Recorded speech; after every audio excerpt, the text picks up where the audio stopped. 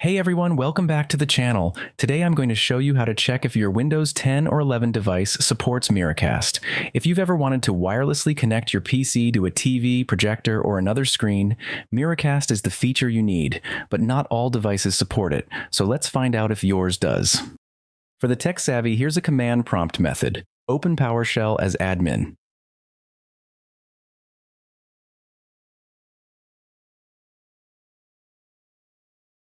Now type this command and press enter.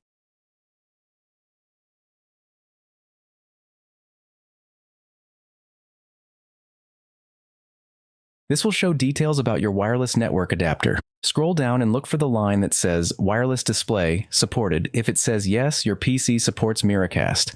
If it says no, then your device doesn't support it, either because of your Wi-Fi adapter, your graphics driver, or both.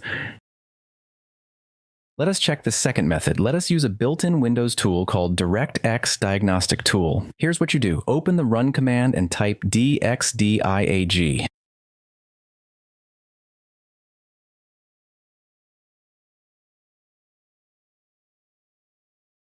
This will open the DirectX Diagnostic Tool, which gives you detailed information about your PC. Now in the DirectX Diagnostic Tool, click on the Save All Information button at the bottom. Choose a location, like your desktop, and save the file. It'll create a text file with all your system details.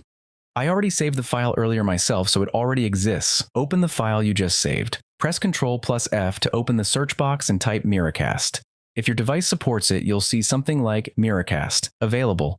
If it says not supported, that means your device can't use Miracast unless you upgrade your hardware or drivers. Here's a quick tip. Even if your PC supports Miracast, your Wi-Fi adapter and graphics driver also need to be compatible. If you see Miracast available with HDCP, you're good to go. If it's missing, try updating your Wi-Fi and graphics drivers, then check again.